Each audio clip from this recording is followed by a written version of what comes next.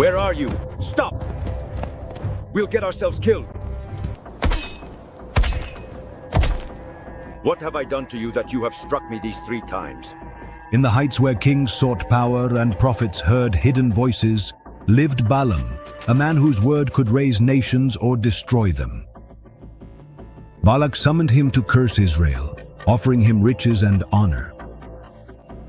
But God stood in his way with dreams, warnings, and an angel with a sword. Balaam spoke what God commanded, blessed whom he was to bless, but his ambition did not die there.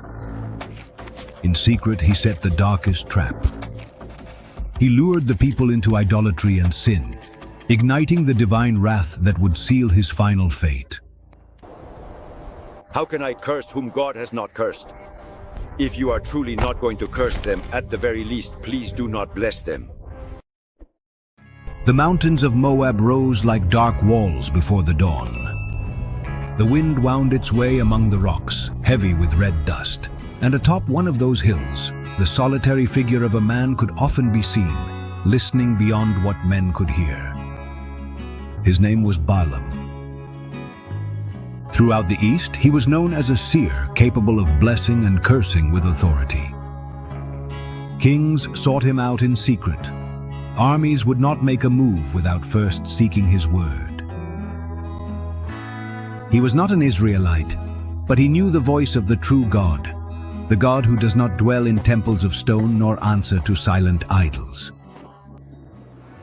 His fame spread like wildfire through the mountains until it reached the ears of King Balak, lord of Moab. Balak trembled. He was not a weak man, but his heart shrank at the sight of what no one could explain. The people of Israel, newly freed from Egypt, advanced like an unstoppable river. They had defeated Sihon, king of the Amorites. They had destroyed Og, king of Bashan. Nothing could stop them. And now they were camped in front of his lands, like an ocean of white tents stretching farther than the eye could see. Balak knew he could not defeat them with the sword. His only hope was to turn to the man whose word seemed to move fate itself. Take these gifts with all possible speed. Our alliance hangs by a thread. He sent messengers, noblemen dressed in finery, to carry his request to Balaam. They rode for days, crossing mountains and narrow paths until they reached the seer's house. Balaam received them with a grave look, for he knew the weight of messages adorned with gold. The messengers spoke with urgency. A people has come out of Egypt. They cover the whole land and have settled in front of us. Balak, king of Moab, begs you. Come curse this people, for they are stronger than we are. Perhaps then we will be able to defeat them and drive them from the land, for I know well that whoever you bless is blessed, and whoever you curse is cursed. The words hung in the air like thick smoke. Balaam did not respond immediately. Although he was a man accustomed to the presence of kings, he knew that this request was different. The name of that people was not unknown to him. He had heard rumors, pillars of fire, parted seas, impossible victories. Stay here tonight. Then I will give you an answer according to what the Lord tells me. That night, when silence enveloped his house, Balaam sought the presence of the Lord. And the Lord came to him. His voice was not like thunder, but like a truth that descends with weight. Who are these important, distinguished men who are with you, dear Balaam? Tell me. The seer laid out the king's request. Then the answer fell like a sword. Do not go with them. Do not curse that people, for they are blessed. Balaam woke up startled, his heart racing. He knew he could not contradict that voice. At dawn, he went out before the messengers and spoke to them firmly. Return to your land. The Lord does not permit me to go with you. The men returned frustrated.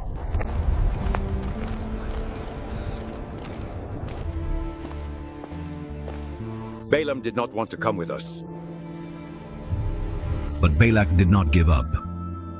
He sent even more distinguished princes, those closer to the throne, with even greater promises. They brought bags of silver, promises of glory, and words carefully chosen to seduce any heart.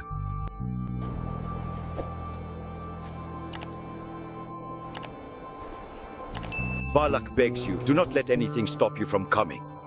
He will shower you with honor. He will give you whatever you ask. Just come and curse this people. Even if Balak gave me his house full of silver and gold, I could not go against the word of the Lord my God. However, he asked them to stay that night. And that small detail, that maybe, would become the crack through which the greatest conflict of his life would emerge. Balaam knew the voice of God, but he also knew the voice of human desire. And when both present themselves, the soul becomes a battlefield. Night fell heavily over Balaam's house, wrapping the walls in an unsettling silence. The princes of Moab slept deeply, but he remained awake, unable to quiet his spirit. He had said the right thing, he had spoken like an obedient man, but inside a dangerous desire burned. The promise of riches, the gleam of gold, and the chance to be honored before kings touched the deepest fiber of his ambition. He wouldn't admit it, but he wanted it. And what the heart strongly desires, it ends up trying to justify. It was then that God spoke to him again in a dream. This time it wasn't a clear prohibition, but a permission wrapped in warning. An answer that seemed like approval, but was actually testing the heart. If these men have come to call you, get up and go with them, but you will only do what I tell you. It was the kind of answer God gives when a man's choice has already been made, even if he hasn't admitted it yet. Balaam had listened, yes, but in reality he had been given a mirror. At dawn he got up with a speed he hadn't shown when the command had been, "Do not go." Get up and let's go. He saddled his donkey, gathered his belongings, and set out almost without looking at the messengers. That haste revealed what truly ruled his will. Not obedience, but hunger for reward. He could utter pious words, but his actions told a different truth. Then heaven responded. The angel of the Lord came down to the road to oppose him, not because he was going to Moab, but because of the way he was going. God does not look only at the action, but at the intention behind it. The path narrowed between vineyards when the donkey, who had been walking calmly, suddenly stopped. Her ears trembled. But really, where are you going? Stop, donkey, stop. And she nervously backed away. Balaam saw nothing, but she did. An angel with a drawn sword, standing firm, eyes full of judgment, the blade burning like white fire. The donkey veered off into the field, and Balaam, irritated, struck her. "Come on, you stupid animal. Why are you stopping? I'll give you a beating. Move right now. Come on, donkey, we don't have all day. Move already." Farther ahead, the path narrowed again. When the donkey saw the angel again, she pressed herself against a wall to avoid him, crushing the prophet's leg.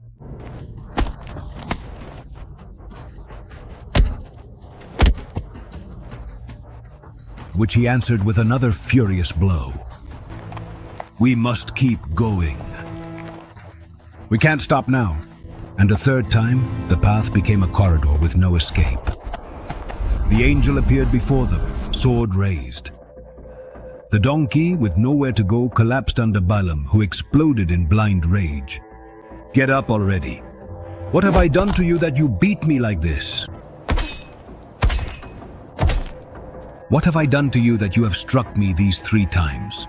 Balaam's fury was so great that he answered without any astonishment. "You have made a fool of me. If I had a sword, I would kill you right now. Am I not your donkey, the one you have ridden all your life? Have I ever done anything like this?"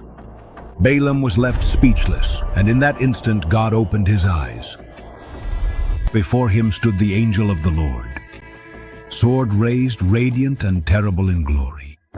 Balaam fell to the ground trembling, covering his face. The angel's voice was like thunder held back. I came out to oppose you, because your way is perverse before me. If the donkey had not turned aside, I would have killed you and let her live. Balaam's pride was completely broken. He acknowledged his sin, trembling. I have sinned. I did not know you were standing in front of me.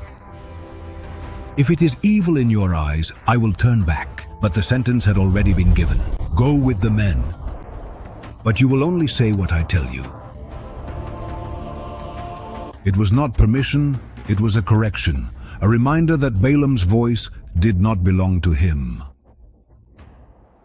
He mounted the donkey again, still trembling, aware that an invisible sword watched over his every step. The man who now moved forward did not walk with confidence in his fame, but marked by the warning from heaven. Balaam is coming. He's already coming down the desert road. Yes, I see them. At last Balaam has arrived. Balak, king of Moab, did not stay waiting on his throne. He went out to meet him, surrounded by princes and laden with offerings. Their robes shone under the desert sun, but his face could not hide the tension. He did not see Balaam as a man, but as a weapon that would change his destiny.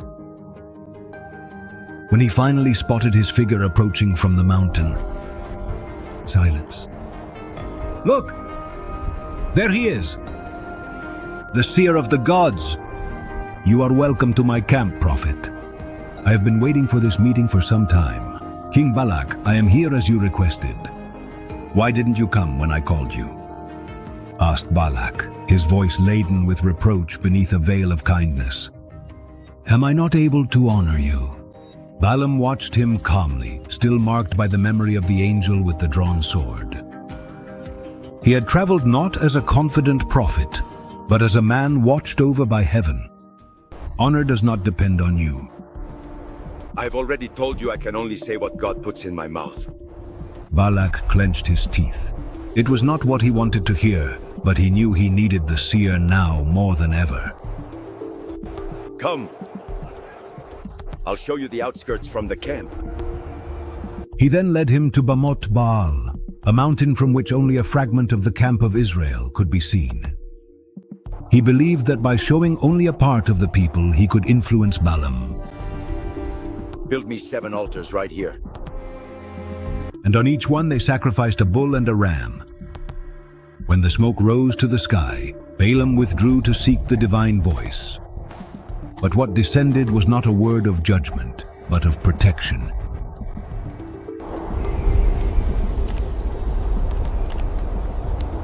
When he returned, Balak was waiting for him with barely contained eagerness. Come on! Speak the words we've been waiting for! How can I curse whom God has not cursed? These people dwell apart, and will be as countless as the dust of the earth. What have you done to me? I brought you to curse, and you have blessed. But Balaam did not waver. Should I not do what the Lord commands me? Furious, Balak took him to Mount Pisgah. He believed that changing the view would also change the message. Once again, they built 7 altars, offered sacrifices, and Balaam sought the voice of heaven.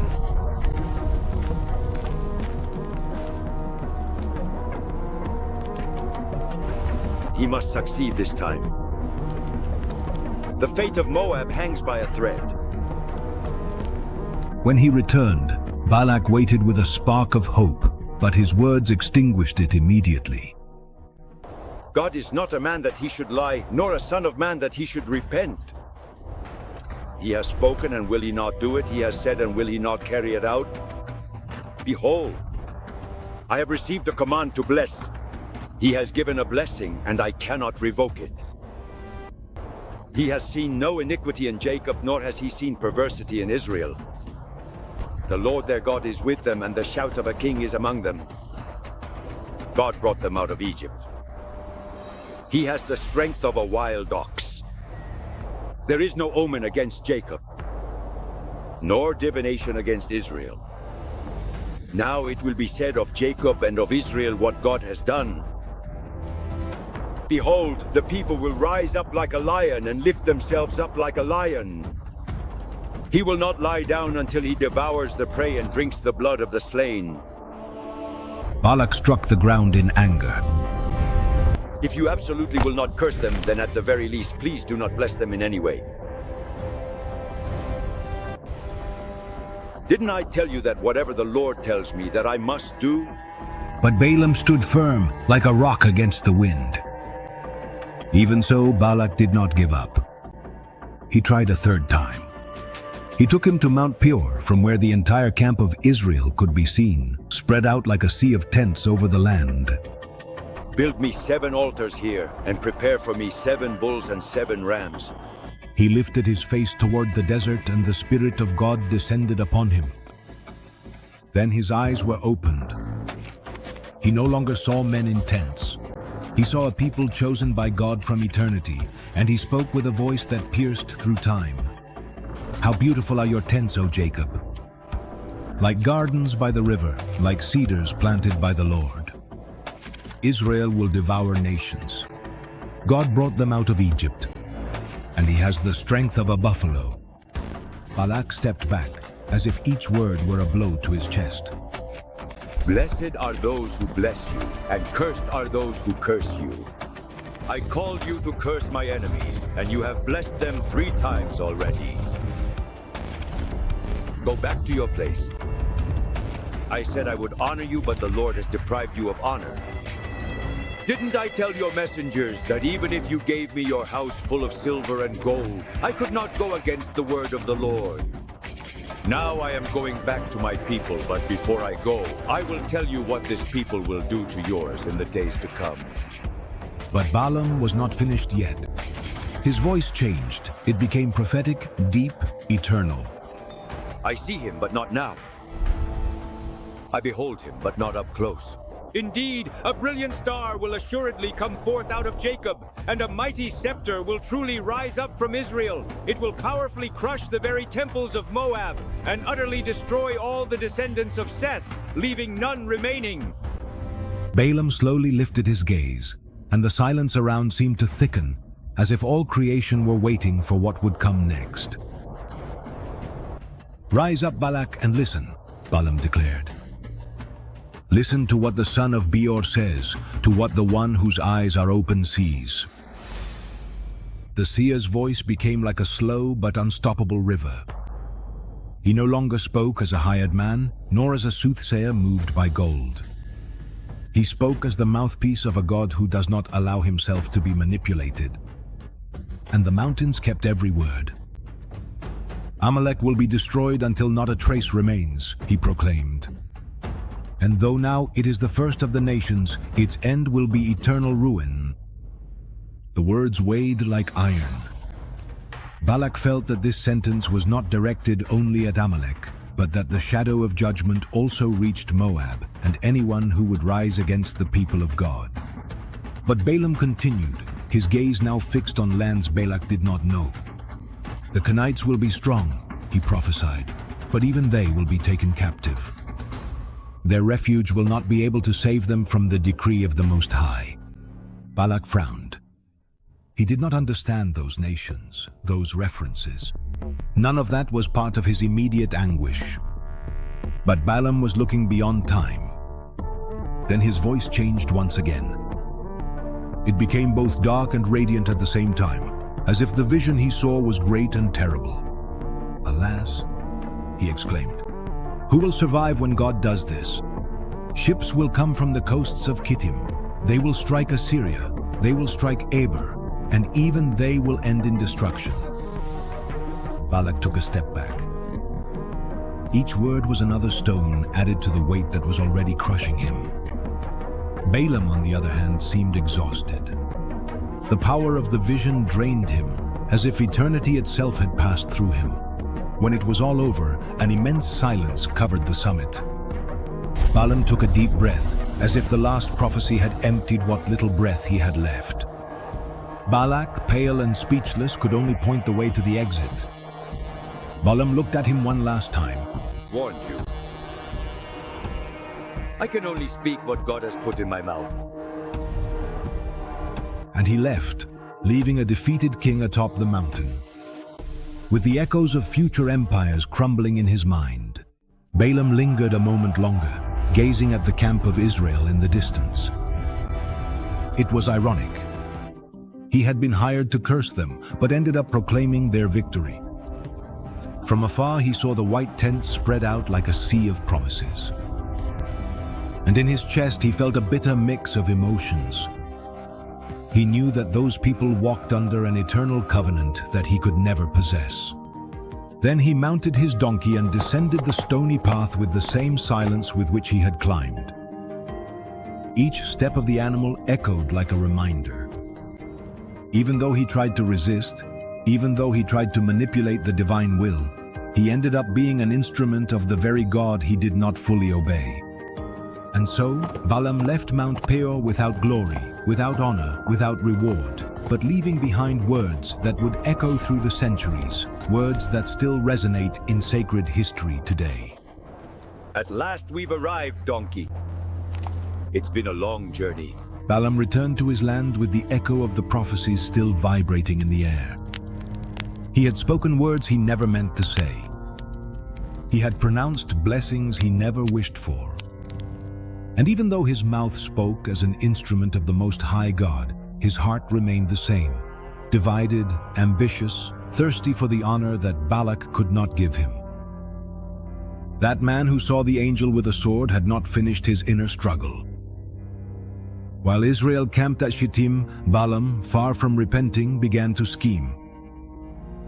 If he couldn't curse them with words, he would try to destroy them with temptation. He knew something the Moabites ignored. The God of Israel is holy, and his people are only strong as long as they remain faithful. If they managed to make Israel sin, then God himself would turn away from them. That thought?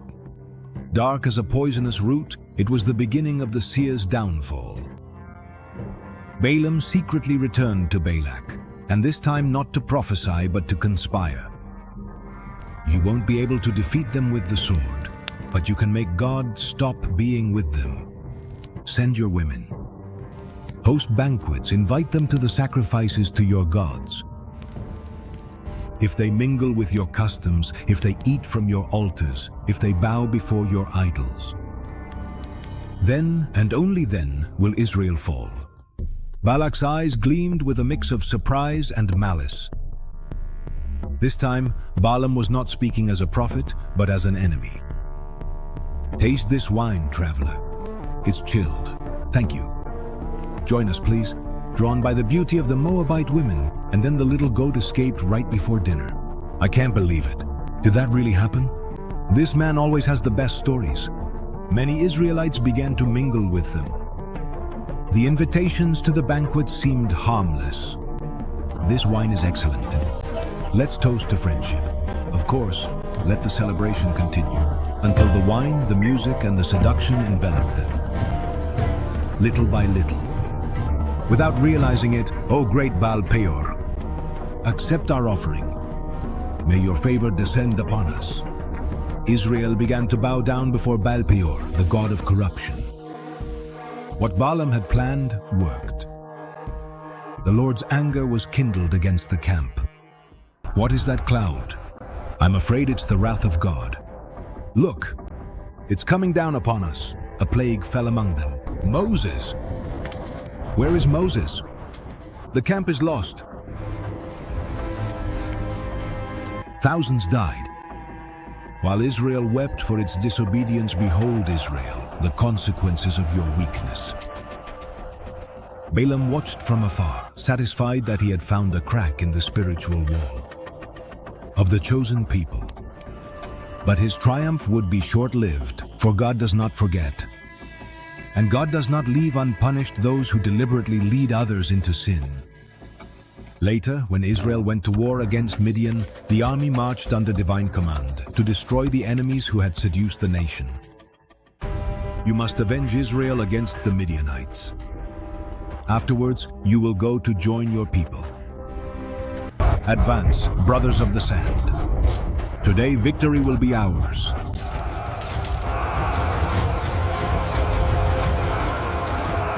Run, quickly! They're chasing us! It's the wrath of their God. Every man for himself. Flee! Among the names of the Midianite leaders who were to fall, there was one the Israelites did not expect to find. Balaam, son of Peor. He who had spoken with the angel, he who had been an instrument of heaven, he who had seen the glory, now walked with the enemies of the Lord. Israel found him among the fallen, and there his story ended. He did not die as a prophet. He did not die as a respected seer. He did not die as a man feared by kings. He died as an enemy of God. His end became an eternal warning. It is not enough to speak holy words if the heart still loves what God abhors. Ambition had turned him into a traitor. Greed had made him blind. And what about the revelation that once enlightened him? It became judgment upon him, and Israel continued on its way to the promised land. Balaam was buried among the enemies, a symbol of what happens when a man receives light, but chooses to walk in darkness.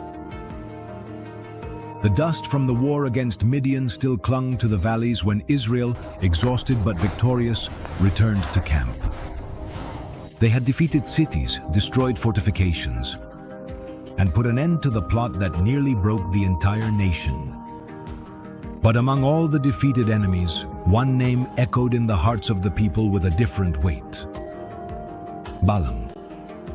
When the captains reported to Moses that the seer had fallen alongside the princes of Midian, a solemn silence enveloped the camp. It was not the death of a king, nor the fall of an army, but the judgment of a man who had known the voice of heaven. But he chose instead to follow the whisper of gold, a fate that sent a chill through even the hardest of warriors. Israel had been shaken by its own sin, and the emotional wound would take time to heal. Many parents buried their children who had died from the plague. Many families wept for relatives who had fallen spiritually before they fell physically. Balaam's deception was not just a military strategy. It was spiritual poison, and the mark of that poison would remain for generations. That night, the elders of Israel gathered around the tabernacle. Their faces were lit by the flickering light of the lamps, and the shadows danced on the pillars as if they were listening to the conversation. Moses spoke in a deep voice. "We will not forget what happened at Peor. We will not forget how Balaam taught our enemies to make us stumble. We will not forget that God's holiness cannot be mocked." His words were imprinted like a seal on the spirit of the nation. The name of Balaam, once a symbol of power and prophecy, became synonymous with betrayal. In time, Israel moved forward toward the banks of the Jordan. The tents were set up in order, the families reorganized, and the Levites instructed the young people, reminding them of the importance of faithfulness. They were not a perfect people, but they had learned something vital: that the most dangerous battles are not always fought with swords, but with the heart. Meanwhile, the scribes began to record the recent events. The chronicles of Midian spoke of divine judgment. The priestly accounts mentioned how God separated the light from the darkness.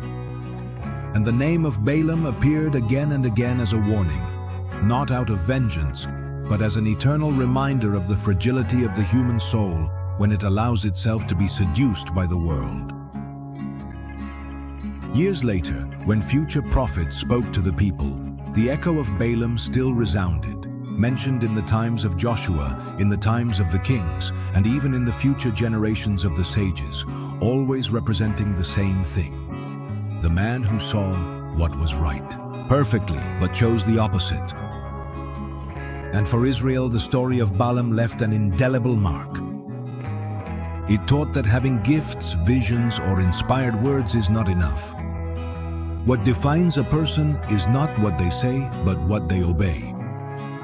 Not what they know, but what they love. When the fire of the sacrifices rose each morning, the Levites reminded the people, God does not want just righteous words, He wants upright hearts. And although Balaam was left behind, his shadow stretched across the centuries as a silent warning. Not to frighten, but to awaken. Because in every generation, even today, there are people who, like Balaam, know the truth but walk where their heart, not heaven, leads them. If this story touched your heart, give it a like and share it to spread this message. And if you haven't done so yet, subscribe to keep listening to these stories that come to life.